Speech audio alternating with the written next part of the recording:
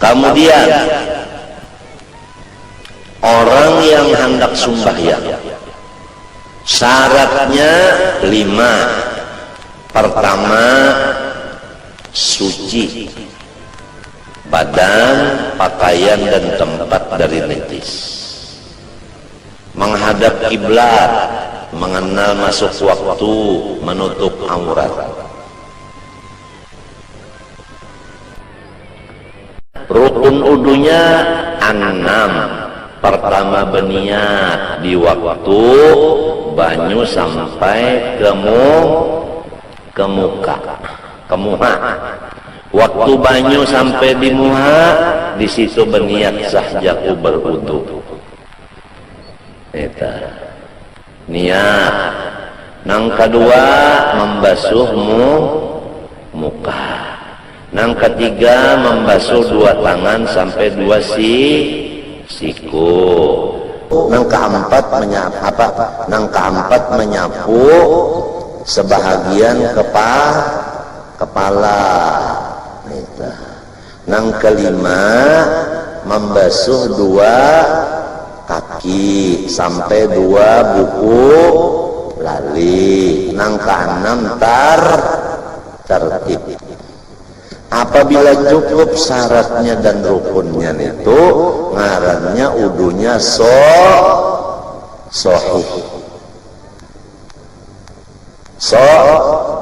Sahih kepada rukun sembahyang. Kalau syarat sembahyang tadi 5, pertama suci badan, pakaian dan tempat. 2, menghadap kiblat. 3, mengenal masuk waktu. 4, mengetahui syarat rukunnya sembahyang sebelum sembahyang. Menghadap kiblat. Rukun sembahyang ada 13. Pertama, niat di waktu takbiratul ihram. Sahjaku sembahyang fardu, zuhur atau asar atau maghrib atau isya atau subuh. 8 huruf takbiratul ihram mulai Allahu Akbar, wajib telinga kita mendengar huruf 8 itu. 1 di antara huruf 8 tidak mendengar telinga kita, sedangkan telinganya waras dan tidak ada yang mengganggu seperti suara-suara hujan dan lainnya, maka takbir itu tidak sah. Ini kada sedikitan orang yang membaca Allahu Akbar karena kada memperhatikan lalu kada mendengar. Sedangkan mendengari akan rukun-rukun yang dibaca, hukumnya wajib. Jelas saja kah? Jadi setiap rukun yang dibaca dengan untung, telinga kita wajib mendengarinya. Allahu Akbar, huruf-hurufnya itu telinga kita mendengar. Jangan kita mendengar yang lain, tidak terdengari bacaan kita.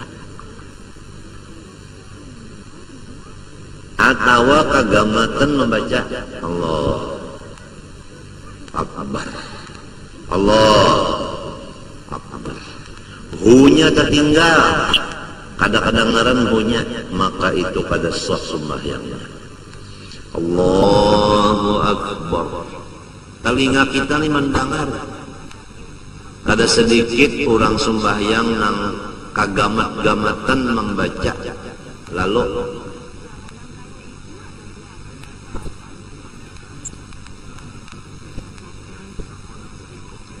ada suaranya, lalu sembahyangnya setengah malam limbahnya.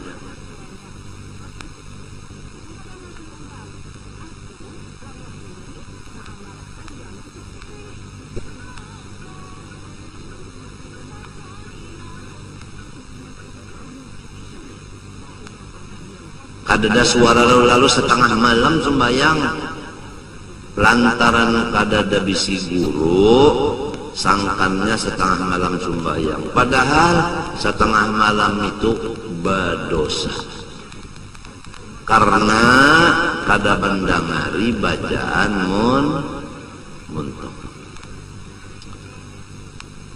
Sudah paham aja kah? Setiap bacaan muntung nang wajib hukumnya wajib mendengari. Bacaan nang sunat di muntung hukumnya sunat jua mendengari. Pabila nang wajib kada didengari kada sah sembahyangnya. Pabila nang sunat kada didengari pahalanya lepas. Jelas kada? Nah itu. Kemudian huruf-hurufnya itu hendaknya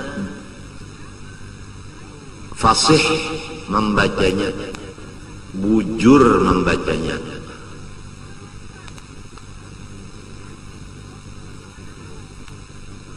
Kalau Allahu Akbar bujur-bujur,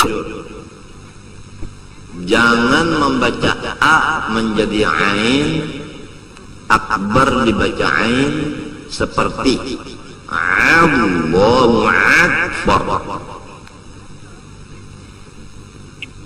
Kalau ya anak menuruti Arab, Allahu Akbar, itu hamzah dibaca dengan ain, maka hukumnya kada sah takbirnya. Adapun apabila membaca Allahu Akbar, maaf kalau ada yang bekelere lah, Allahu Akbar, maka hukumnya makruh. Nih, Allahu Akbar makruh. Jadi lamun bekelere jangan jadi imam, makruh. Allahu Akbar. Bismillahirrahmanirrahim. Alhamdulillahirabbil alamin arrahmanirrahim. Jadi makmum aja kalau jadi imam.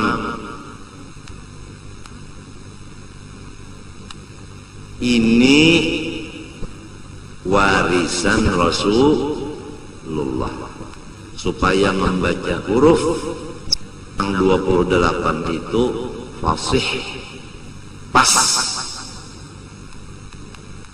Perlunya kita belajar huruf 28 supaya pas untuk kita membaca, baik bacaan dalam sembahyang maupun di luar sembahyang. Di luar sembahyang banyak kan baca doa tahlil, ya kan, doa tamat, membaca maulid, baca dalail, baca burdah, dan lain-lain lagi. Kalau kita itu huruf nang 28 kada pas membacanya, niscaya salah kita membaca dan makna daripada bacaan itu pun berubah. Oleh sebab itu Abah menyampaikan kepada anak-anak Abah, janganlah dulu kita menjadi kepala sebelum kita fasih bacaan. Jelas kan? Bujur-bujur bacaan dulu huruf 628 hanya hendak jadi kepala.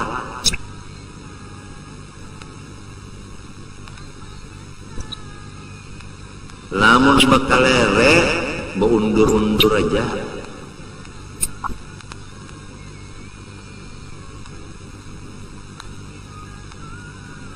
Nah sudah jelas saja kalau sudah. Abah supan juga lamun anak-anak Abah ini maju di masyarakat, tapi bacaan salah. Supen abah tahuang lamun anaknya nang katuju maju-maju nih, tapi bacaan salah ada jua kamar rasa supen. Misalnya aja bakalere supen jua kan nambah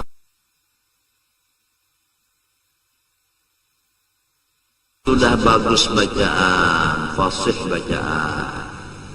Nah itu pun menunggu dulu perintah daripada guru. Jelas? Janganlah seorang murid itu bekerja tanpa suruhan guru. Kalau si murid bekerja tanpa suruhan guru, maka si murid itu ngarannya menyaingi dan menyamai perguruan. Apabila menyaingi dan menyamai perguruan, maka dia katulahan. Sebab itulah kada mau bermimpi mendapat Rasulullah dan apalagi melihat Rasulullah waktu bangun. Karena sifat sombong ada di hatinya dan dinyatakan dengan hal perbuatannya, yaitu menyamai perbuatan guru. Jadi sesudah fasih bacaan sanggup tampil, guru nang menyuruh tampil. Lamun guru pada menyuruh, jangan wani bertampil tampil.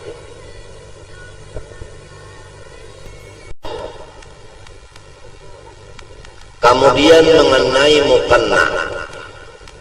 Mukanna itu untuk menutup aurat.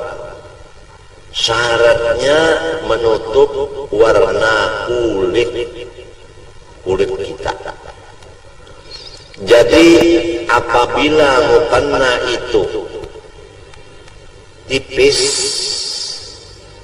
kita sembahyang itu berpaluh, basah si mukanna, kelihatan warna kutang. Misalnya kita memakai kutang warnanya hilang, lalu kita bermukena putih, bepaluhan, basah, kelihatan warna si kutang nang hilang itu kelihatan di sebelah, maka itu namanya masih terbuka aurat. Jadi sebagusnya sesudah berkutang berbaju pulang di dalam dan betapih pulang di dalam, hanya memakai mukena supaya jangan kelihatan bayang-bayang warna kulit atau bayang-bayang warna apa nih tadi kutang. Itu banyak juga nang kada terperhatikan. Jadi hukumnya sembahyangnya kada sah. Jelas saja kalau. Nah ini supaya gawian kita nang siang malam ini jangan salah. Nah lamun kada dipadahakan oleh guru, kita tetap kada bisa, tetap salah. Itu tadi nanang limbah baudo, sebelum baudo kada dibasuh dulu nang di hadapan, lalu baudo, lalu sembahyang tabawa najis. Nah banyak tuh nang kait kada sah sembahyangnya. Nang kedua ini nah pulang rambut ada tak keluar sedikit. Nah begitu pulang tipis mukananya, bepaluhan sembahyang kelihatan warna kutang, itu pun kada sah juga.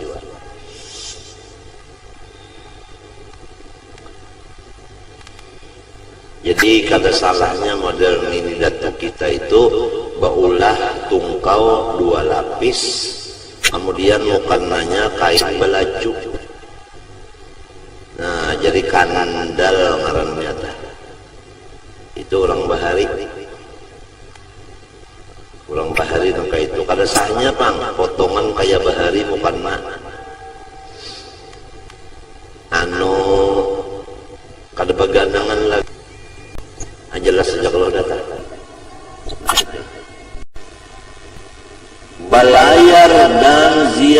ziarah hukumnya sunat, maka janganlah kita mengerja yang sunat, meninggalkan yang wajib.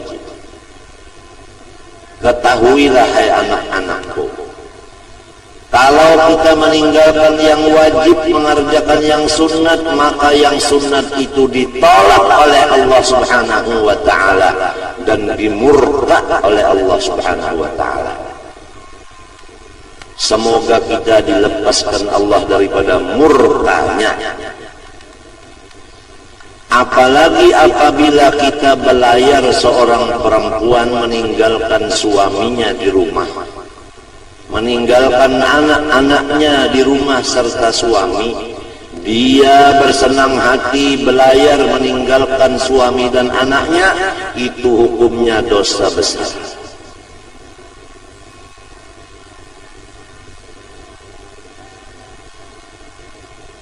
Udah jelas? Apabila ada di antara anak-anakku yang meninggalkan suami dan anak-anaknya di rumah, dia tulak belayar, maka abah menyatakan, siapa mengerja yang wajib seperti menuntut ilmu diberi pahala, siapa meninggalkannya diberi dosa. Siapa mengerja yang sunat diberi pahala, meninggalkannya tidak diberi dosa. Siapa mengerja yang sunat meninggalkan yang wajib, dimurka oleh Allah dan pekerjaan sunatnya ditolak. Siapa meninggalkan suaminya dan anak-anaknya di rumah, maka itu orang dikutuk dan dilaknat oleh Allah Subhanahu wa ta'ala. Jelas? Kemudian kita menyambung penawar hati nomor 9, masalah telinga. Dan ketahui olehmu bahwasanya perkataan yang didengar itu seperti makanan. Telinga kita ini mendengar akan sesuatu yang didengar telinga itu diumpamakan seperti makanan. Setengahnya memberi manfaat dan setengahnya memberi mudarat. Jadi ada yang kita dengar itu bermanfaat, ada yang kita dengar itu memberi mudarat. Jadi kada semuanyaan yang didengar itu bermanfaat dan kada semuanyaan yang didengar itu mudarat. Bisa mudarat, bisa manfaat. Oleh sebab itu apabila mudarat kita tutup telinga kita, apabila manfaat kita buka telinga kita. Misalnya apabila Al-Quran, hadis dan ilmu, bukalah telinga. Apabila nyanyian-nyanyian itu kita tutup telinga kita. Bahwasanya nyanyian dan bunyi-bunyian itu adalah menyuburkan sifat munafik di dalam hati. Coba kalau orang munafik nangkat 7 bohong berbicara, nangkat 7 menyalahi janji, nang culas kada amanah. Coba lihat, hobinya itu mendengar musik-musik, hobinya ketujuh mendengar nyanyian-nyanyian, bahkan inya sendiri senang dengan nyanyian. Ketujuh menyanyi, ketujuh memedihin layau. Itu orang munafik memang hobinya begitu. Janganlah mendengar sesuatu yang agar memudaratkan hati kita dan pikiran kita. Karena semua yang kita dengar itu merusak, akan merubah akan hati dan pikiran. Kalau yang didengar itu baik, maka menjadi baik hati dan pikiran kita. Kalau yang didengar itu jahat, maka menjadi jahat hati dan pikiran kita. Oleh sebab itu di zaman sekarang lebih banyak yang merusak hati dan pikiran kita di telinga daripada yang memperbaiki hati dan pikiran. Oleh sebab itu abah sekarang lebih banyak keluar rumah lagi, karena takut banyak melihat yang mudarat, banyak mendengar yang mudarat. maka lazimkan olehmu memelihara pendengar engkau dari perkataan yang keji dan yang sia-sia, karena mereka yang menuntut dengar bersekutu ia dengan mereka yang berkata-kata pada dosa perkataan yang haram itu. Apabila kita mendengar orang menyambati orang, nang menyambati itu berdosa lah, nang mendengar pang sama dosanya. Padahalnya mendengar benar aja, kalau empat benar dosanya sama. Lagi pula bahwasanya mendengar perkataan yang sia-sia dan keji itu mendatangkan was-was ke dalam hati. Apabila kita ketujuh mendengarkan perkataan yang sia-sia, hati kita itu kada tenang, pikiran kada lapang, bawas-was ia nang sembahyang ke Allah. Astagfirullah, astagfirullah. Usolli Allah. Astagfirullah, astagfirullah. Allah. Astagfirullah, astagfirullah. Allah. Kenapa jadi bawas-was benar? Karena talinya bakasnya mendengar nang kada bapak eda nang sia-sia, timbul di hati was-was. Nah, ada lagi nang menyebabkan was-was di hati, yaitu sebelum kita hendak bakami sudah ada kita di jamban, lalu duduk di jamban, padahal lawas saja lagi hanya bakami ini lawas saja, duduk ya. Baluman lagi anak bahera masuk di jamban sudah. Eta. Apabila kita hendak bana bakami hanya ke jamban, hendak bana bahera hanya ke jamban. Ini baluman hendak bana sudah duduk di jamban no. Was-was tu kena to. Iya nang na usul dulu. Astagfirullah, usul dulu. Allah, astagfirullah. Auzubillah Allah, astagfirullah. 20 kali mengangkat takbir. Bakasnya dari tadi ke jamban tadi tak sikap. Nah, nang kedua sudah tontong bakami, tontong bahera, kada bebasuh-basuh. Nah, padahal bahera sudah tuntung, bakami sudah tuntung, nah.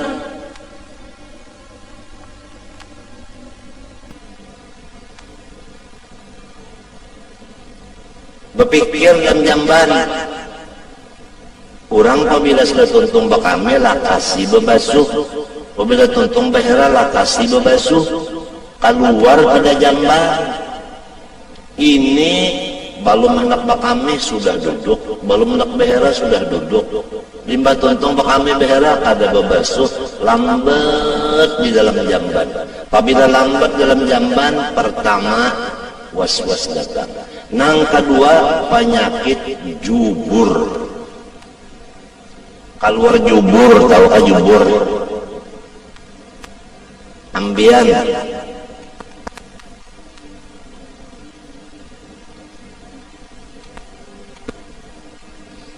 Nah, ini semuanya yang disampaikan ini warisan Rasulullah. Rasulullahnya wafat, meninggal warisan ilmu. Adapun tuan guru itu bendaharawan.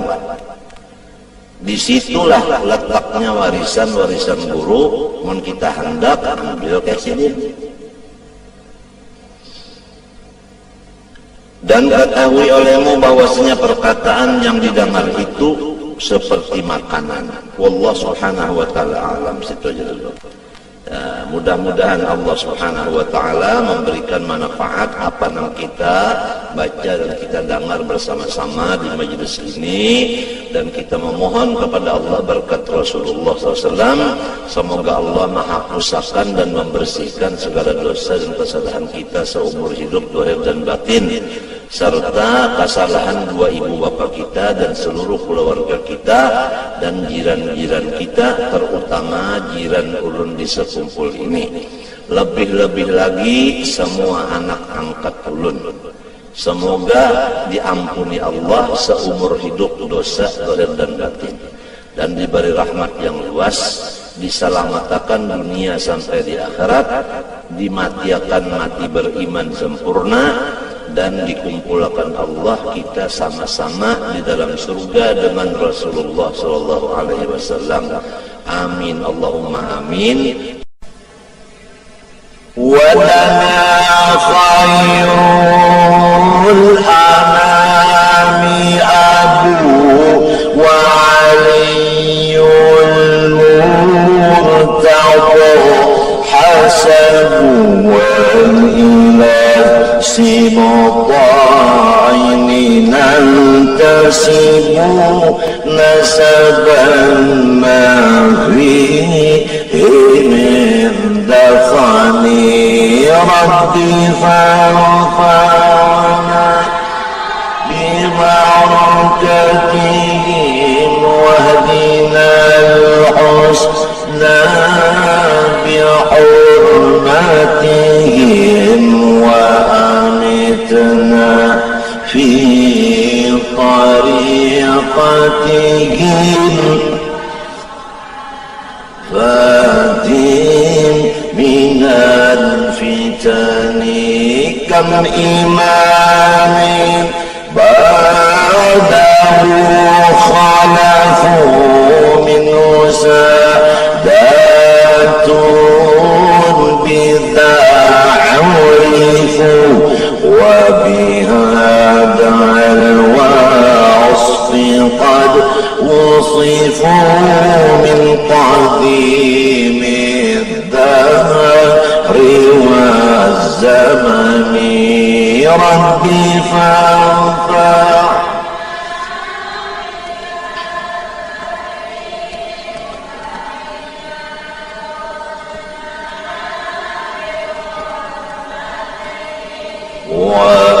وأمتنا في طريقتهم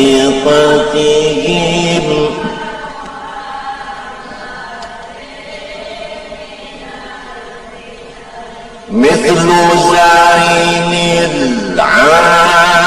العابدين علي وابنهم باقي الخير ولي والإمام الصادق الحافظ وعلي ذي العلا اليقين ربي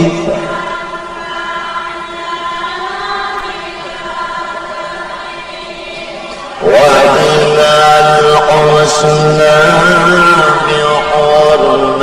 بحرمتهم وأمتنا في طريقتهم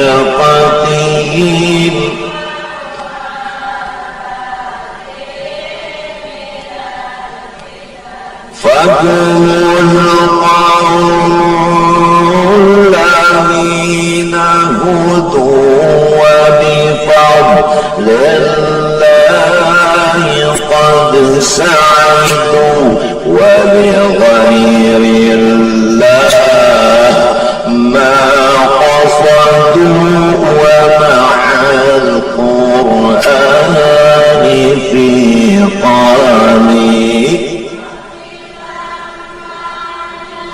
آمين آمين آمين آمين يا رب آمين يا رب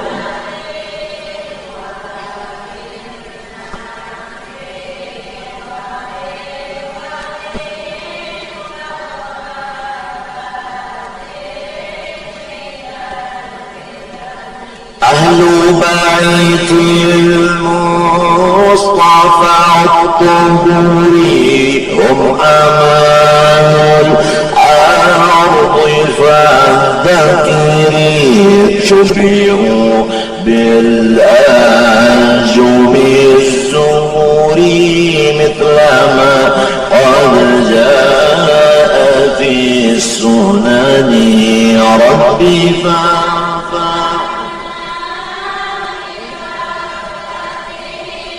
واجعل حسنا بحرمتهم وأمتنا في طريقتهم ومحافاتهم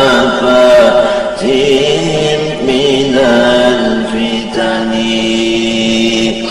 Adapun jalan yang cepat untuk mendekatkan diri dan hati untuk memandang Rasulullah adalah mencintai guru kita yang memimpin. Karena guru kita ini adalah pintu untuk menuju Rasulullah. Kita beradab dengan guru kita, niscaya terbuka hijab memandang Rasulullah. Apabila kita menyalahi adab terhadap guru, pintu bermimpi apalagi melihat Rasulullah tertutup rapat. Semoga Allah Ta'ala memberikan taufik hidayah kepada kita, dapat mencintai guru kita dan beradab kepada guru kita, sehingga dengan demikian kita dibukakan hijab, bisa bertemu dengan Rasulullah sallallahu alaihi wa alihi wasallam. Amin Allahumma amin.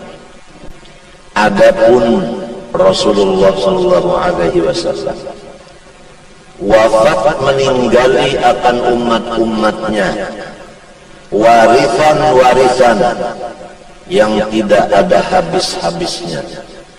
Warisan Rasulullah banyak dan semuanya besar dan bagus dan mahal nilai harganya. Apakah warisan Rasulullah? Jawabnya yaitu ilmu agama. Maka marilah kita bersama-sama mengutamakan ilmu agama dari yang lain-lainnya. Abah ulangi, anak-anakku semua, marilah kita mengutamakan warisan Rasulullah SAW ini dari yang lain-lainnya. Semoga apabila kita sudah mengambil warisannya Rasulullah, kalau guru kita dipanggil oleh Allah, maka kita akan menjadi gantinya beliau. Patah tumbuh, hilang berganti. Jangan sampai risalah baginda Rasulullah putus di tengah jalan.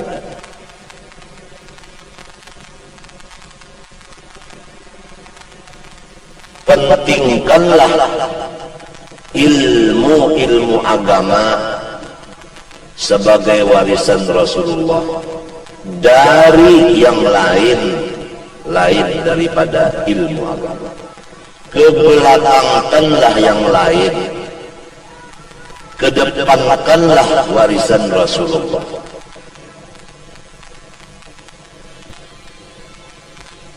Sesudah wafat Rasulullah sallallahu alaihi wasallam, Sayyiduna Abu Hurairah radhiyallahu anhu berteriak di Masjidin Nabawi, "Hai teman-temanku semua, kenapa kamu berada di pasar dan di kebun dan di mana-mana tempat?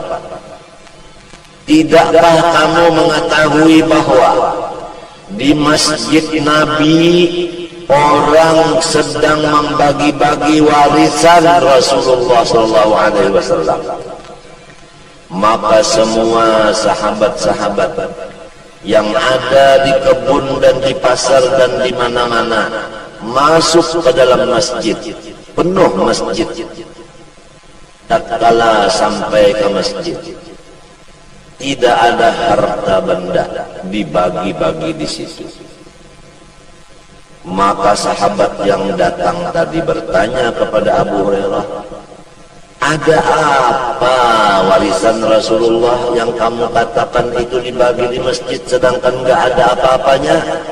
Abu Hurairah berkata, apa yang kamu lihat di dalam masjid? Yang saya lihat, yang kami lihat dalam masjid, orang menuntut ilmu dan ibadah.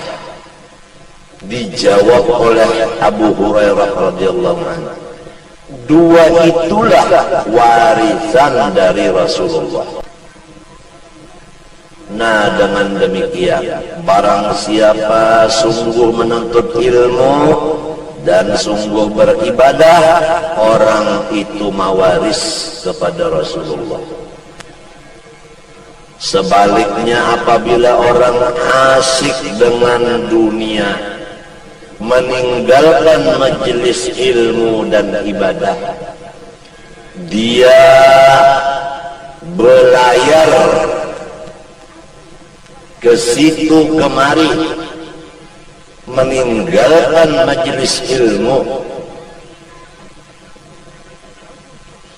maka itu orang rugi. Sementara dia belayar meninggalkan majelis ilmu, sementara itu dia tidak mendapat warisan Rasulullah. Sudah jelas. Iya. Nah, tinggal lagi taufik hidayah Allah. Abah insya Allah, kalau masih kawa berbicara, tetap Abah menyampaikan warisan Rasulullah. Abah tetap membagi-bagikan warisan Rasulullah kepada kalian. Mudah-mudahan kalian semua menerima warisan itu.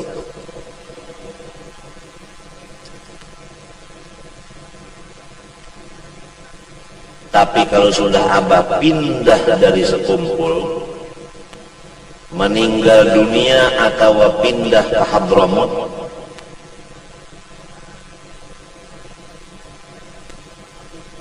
mudah-mudahan ada gantinya orang yang membagi-bagi warisan Rasulullah di sini. Abah ulangi lagi, kalau nantinya Abah dipindah, baik meninggal dunia atau pindah ke Hadramut, menetap di sana, semoga ada gantinya di sekumpul ini untuk membagi-bagi warisan Rasulullah itu. Sekali lagi Abah ulangi, kalau Abah dipanggil atau dipindah oleh Allah dari sini mati atau ke Hadramut menetap di sana, semoga ada gantinya orang yang membagi-bagi warisan Rasulullah SAW di sekumpul ini, supaya orang-orang yang datang kemari itu mengambil warisan Rasulullah, berarti dia ada hubungan keluarga dengan Rasulullah. Karena orang tidak ada mewaris kecuali dari keluarganya. Betul enggak? Kalau bukan keluarganya tidak akan mewaris. Jadi janganlah ditinggalkan majelis ilmu gara-gara pekerjaan yang lain. Rugi dan tertipu. Datang ke majelis ilmu mengambil warisan Nabi hukumnya fardu dan wajib.